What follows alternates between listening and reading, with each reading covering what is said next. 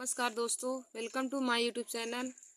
आज मैं class 10th के सब्जेक्ट साइंस यानी कि फिजिक्स में मोस्ट इम्पॉर्टेंट टॉपिक लेकर आए हूँ। तो देखिए दोस्तों, आज का हमारा टॉपिक है कि किसी चालक तार का प्रतिरोध किन किन बातों पर निर्भर करता है।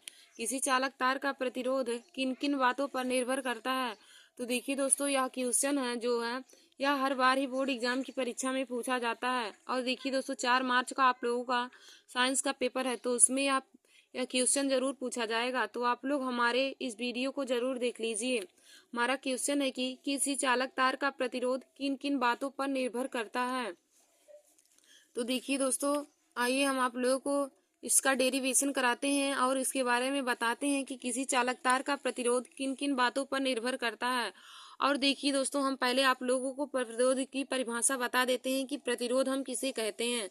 तो दोस्तों, प्रतिरोध देखिए उसे कहते हैं जो जो धारा के मार्ग में रुकावट उत्पन्न करता है। धारा के मार्ग में जो रुकावट उत्पन्न करता है उसी को हम प्रतिरोध कहते हैं। प्रतिरोध का मतलब होता है कि जो धारा के मार्ग में रुकावट उत्पन्न करे उसी को प्रतिरोध कहते हैं। तो दोस्तों, हमारा क्वेश्चन है कि किसी चालक तार का प्रतिरोध किन किन बातों पर निर्भर करता है। तो देखिए दोस्तों, किसी चालक तार का प्रतिरोध निम्न 3 बातों पर निर्भर करता है। नंबर 1 हमारा है कि किसी चालक तार का प्रतिरोध चालक तार की लंबाई के अनुक्रमानुपाती होता है। किसी चालक तार का प्रतिरोध है किसी चालक तार का प्रतिरोध निम्न 2 बातों पर निर्भर करता है। नंबर 1 हमारा है किसी चालक तार का प्रतिरोध चालक तार की लंबाई के अनुक्रमानुपाती होता है। चालक तार का प्रतिरोध चालक तार की लंबाई के अनुक्रमानुपाती होता है, यानी कि आर प्रोपोर्शनल हो जाएगा एल के। इसको हम समीकरण 1 मान लेंगे। किसी चालक तार का प्रतिरोध चालक तार की लंबाई के अनुक्रमानुपाती होता है, तो दोस्तों हम आर प्रोपोर्शनल एल मान लेंगे। इसको हम समीकरण 1 मान लेंगे। फिर हमारा दूसरा क्या होता है कि चालक तार का प्रतिरोध किस बात पर निर्भर करता है। तो दूसरा हमारा होता है चालक तार का प्रतिरोध चालक तार के अनुप्रस्थ काट के क्षेत्रफल के व्युत्क्रमानुपाती होता है। चालक तार का प्रतिरोध चालक तार के अनुप्रस्थ काट के क्षेत्रफल के व्युत्क्रमानुपाती होता है, यानी कि आर प्रोपोर्शनल हो जाएगा 1/a के। आर प्रोपोर्शनल हो जाएगा 1/a की। इसको हम समीकरण 2 मान लेंगे। देखिए दोस्तों, किसी चालक तार का प्रतिरोध निम्न 2 बातों पर निर्भर करता है। नंबर 1 हमारा होता है कि किसी चालक तार का प्रतिरोध चालक तार की लंबाई के अनुक्रमानुपाती होता है। तो हम यहाँ से लिख लेंगे R proportional L. R proportional L हो जाएगा क्योंकि चालक तार का प्रतिरोध चालक तार की लंबाई एल के अनुक्रमानुपाती होता है, तो आर प्रोपोर्शनल एल हो जाएगा। इसको हम समीकरण 1 मान लेंगे। फिर देखिए दोस्तों, हमारा आगे होता है कि दूसरा क्या होता है कि चालक तार का प्रतिरोध चालक तार के अनुप्रस्थ काट के क्षेत्रफल के व्युत्क्रमानुपाती होता है, यानी कि आर व्युत्क्रमानुपाती हो जाएगा 1/a। तो इसको हम समीकरण 2 मान लेंगे। अब दोस्तों, समीकरण 1 और समीकरण 2 को हम सॉल्व करेंगे। तो लिखेंगे समीकरण 1 व समीकरण 2 से। समीकरण 1 व समीकरण 2 से तो यहाँ से हो जाएगा आर प्रोपोर्शनल एल/a हो जाएगा। आर प्रोपोर्शनल एल हो जाएगा। दोस्तों, अब जब प्रोपोर्शनल हटता है तो कोई कांस्टेंट लगता है। तो देखिए दोस्तों, जब प्रोपोर्शनल का चिन्ह हटेगा तो यहाँ पे हमारा कांस्टेंट हो जाएगा आर प्रोपोर्शनल रो इंटू में एल/a। यह देखिए दोस्तों, यह रो है, रो इंटू में एल/a। यही हमारा किसी चालक तार का प्रतिरोध किन किन बातों पर निर्भर करता है, तो उससे यही हमारा फार्मूला प्राप्त होता है आर प्रोपोर्शनल रो इंटू में एल/a।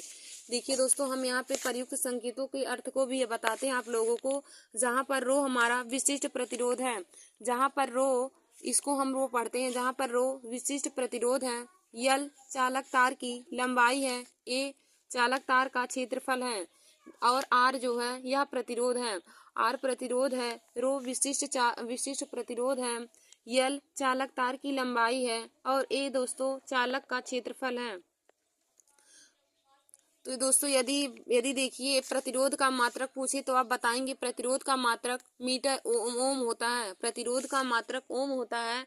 और यदि विशिष्ट प्रतिरोध का मात्रक पूछे तो आप बताएंगे विशिष्ट प्रतिरोध का मात्रक ओम मीटर होता है। विशिष्ट प्रतिरोध का मात्रक ओम मीटर होता है और प्रतिरोध का मात्रक ओम होता है। और दोस्तों, यल चालक तार की लंबाई है और ये चालक का क्षेत्रफल है। तो देखिए दोस्तों, किसी चालक तार का प्रतिरोध किन किन बातों पर निर्भर करता है, तो आप बताएंगे किसी चालक तार का प्रतिरोध निम्न दो बातों पर निर्भर करता है। नंबर 1 हमारा होता है कि किसी चालक तार का प्रतिरोध चालक तार की लंबाई के अनुक्रमानुपाती होता है। किसी चालक तार का प्रतिरोध है चालक तार की लंबाई के अनुक्रमानुपाती होता है, यानी कि आर प्रोपोर्शनल एल हो जाएगा। तो इसको हम समीकरण 1 मान लेंगे। आर प्रोपोर्शनल एल, इसको समीकरण 1 मान लेंगे। फिर देखिए दोस्तों, हमारा दूसरा क्या होता है कि चालक का प्रतिरोध चालक तार के अनुप्रस्थ काट के क्षेत्रफल के व्युत्क्रमानुपाती होता है। चालक का प्रतिरोध चालक तार के अनुप्रस्थ काट के क्षेत्रफल के व्युत्क्रमानुपाती होता है। तो व्युत्क्रमानुपाती होता है तो हो जाएगा आर व्युत्क्रमानुपाती 1/a। इसको हम समीकरण 2 मान लेंगे। आर व्युत्क्रमानुपाती 1/a, इसको समीकरण 2 मान लेंगे। अब देखिए दोस्तों, हम लिखेंगे कि समीकरण 1 व समीकरण 2 से तो यहाँ से हो जाएगा आर प्रोपोर्शनल एल अपान ए। समीकरण 1 व समीकरण 2 से तो हो जाएगा आर प्रोपोर्शनल एल अपान ए। अब देखिए दोस्तों, जब प्रोपोर्शनल का चिन्ह हटेगा तो कोई कांस्टेंट आएगा, तो यहाँ पे हो जाएगा R equal to rho into में L upon A. R equal to हो जाएगा रो इंटू में एल अपान ए। देखिए दोस्तों, जहाँ पर रो विशिष्ट प्रतिरोध है, एल चालक तार की लंबाई है और ए चालक का क्षेत्रफल है और आर प्रतिरोध है। दोस्तों, आप फार्मूला लिखने के बाद उसमें प्रयुक्त संकेतों के अर्थ को भी लिख देंगे तो एग्जामिनर आपकी कॉपी से बहुत खुश होंगे और आपको फुल मार्क्स देंगे। और देखिए दोस्तों, यदि पूछे कि प्रतिरोध का मात्रक क्या होता है तो आप बताएंगे प्रतिरोध का मात्रक ओम होता है, और विशिष्ट प्रतिरोध का मात्रक पूछे तो आप बताएंगे विशिष्ट प्रतिरोध का मात्रक ओम मीटर होता है, और लंबाई का मात्रक मीटर होता है, और क्षेत्रफल का मात्रक मीटर स्क्वायर होता है। क्वेश्चन है कि प्रकाश संश्लेषण की परिभाषा लिखिए। प्रकाश संश्लेषण की परिभाषा लिखिए। तो देखिए दोस्तों, प्रकाश संश्लेषण की परिभाषा क्या हो जाएगा, सूर्य के प्रकाश तथा क्लोरोफिल की उपस्थिति में कार्बन डाइऑक्साइड तथा जल से ग्लूकोज के बनने की क्रिया को प्रकाश संश्लेषण कहते हैं। देखिए दोस्तों, प्रकाश संश्लेषण का परिभाषा होता है कि सूर्य के प्रकाश तथा क्लोरोफिल की उपस्थिति में कार्बन डाइऑक्साइड तथा जल से ग्लूकोज के बनने की क्रिया को प्रकाश संश्लेषण कहते हैं। तो देखिए दोस्तों, हम रिएक्शन क्या लेंगे कि 6 CO2 प्लस में 12 H2O, 6 CO2 प्लस में 12 H2O, यानी कि 6 गुना में कार्बन डाइऑक्साइड लेंगे और 12 गुना में जल लेंगे। तो इसको हम सूर्य के प्रकाश और क्लोरोफिल की उपस्थिति में गर्म करेंगे। सूर्य के प्रकाश तथा क्लोरोफिल की उपस्थिति में गर्म करेंगे तो हमारा बन जाएगा C6H12O6 प्लस में 6O2 प्लस में 6H2O। हमारा यहाँ पे ग्लूकोज बन जाएगा। तो देखिए दोस्तों, ग्लूकोज के ही बनने की क्रिया को हम प्रकाश संश्लेषण कहते हैं। कार्बन डाइऑक्साइड तथा जल की क्रिया द्वारा सूर्य के प्रकाश तथा क्लोरोफिल की उपस्थिति में ग्लूकोज के बनने की क्रिया को हम प्रकाश संश्लेषण कहते हैं। देखिए दोस्तों, प्रकाश संश्लेषण का परिभाषा एकदम आसान है। इसका परिभाषा क्या होता है कि सूर्य के प्रकाश तथा क्लोरोफिल की उपस्थिति में कार्बन डाइऑक्साइड और जल की क्रिया से ग्लूकोज के बनने की क्रिया को ही प्रकाश संश्लेषण कहते हैं। फिर हमारा अगला क्वेश्चन है कि रंध्रों के कार्य लिखिए। तो देखिए दोस्तों, रंध्रों के क्या कार्य होते हैं। नंबर 1 होता है रंध्रों द्वारा CO2 तथा O2 का आदान प्रदान होता है। मतलब कि रंध्रों के द्वारा कार्बन डाइऑक्साइड और ऑक्सीजन का आदान प्रदान होता है। नंबर 2 होता है कि रंध्रों द्वारा वाष्पोत्सर्जन होता है। तो देखिए दोस्तों, वाष्पोत्सर्जन क्या होता है, हम उसके डिफिनीशन आप लोग को बताएंगे। तो अगला हमारा क्वेश्चन ही है कि वाष्पोत्सर्जन की परिभाषा लिखिए। तो दोस्तों देखिए क्या हो जाएगा वाष्पोत्सर्जन की परिभाषा की, पौधों की वायवीय भागों से होने वाली जल की हानि को वाष्पोत्सर्जन कहते हैं। पौधों की वायवीय भागों से होने वाली जल की हानि को वाष्पोत्सर्जन कहते हैं। फिर हमारा अगला क्वेश्चन है कि हीमोग्लोबिन कहाँ पाया जाता है, इसका मुख्य कार्य बताइए। तो देखिए दोस्तों, हीमोग्लोबिन लाल रुधिराणुओं में पाया जाता है। यह O2 का परिवहन करता है, यानी कि ऑक्सीजन का परिवहन करता है। फिर हमारा अगला क्वेश्चन है कि मानव शरीर की सबसे बड़ी ग्रंथि का नाम लिखिए।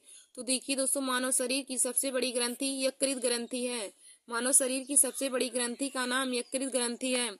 धन्यवाद दोस्तों। ऐसे ही हमारे वीडियो को देखने के लिए आप सभी लोग हमारे YouTube channel Nancy success classes को सब्सक्राइब कर लीजिए और अपने दोस्तों में शेयर करना ना भूलिए। देखिए दोस्तों, हम अपने यूट्यूब चैनल पर क्लास 10 और क्लास 12 के बोर्ड एग्जाम की परीक्षा की तैयारी कराते हैं। तो दोस्तों, आप सभी लोग बोर्ड एग्जाम की परीक्षा की तैयारी के लिए हमारे चैनल को सब्सक्राइब कर लीजिए, ताकि जब हम वीडियो डालें तो नोटिफिकेशन आपके पास भी पहुंच जाए। देखिए दोस्तों, और कंपटीशन की परीक्षाओं की भी तैयारी हम अपने यूट्यूब चैनल पर कराते हैं, जैसे एसएससी जीडी हुआ, सीजीएल, यूपीपी, आरआरबी, एनटीपीसी और सभी कंपटीशन की परीक्षाओं के लिए जीके है, मैथ है, हिंदी है, रीजनिंग की भी हम वीडियो डालते हैं। तो दोस्तों, आप लोग हमारे चैनल को ज़रूर सब्सक्राइब कर लीजिए। धन्यवाद दोस्तों।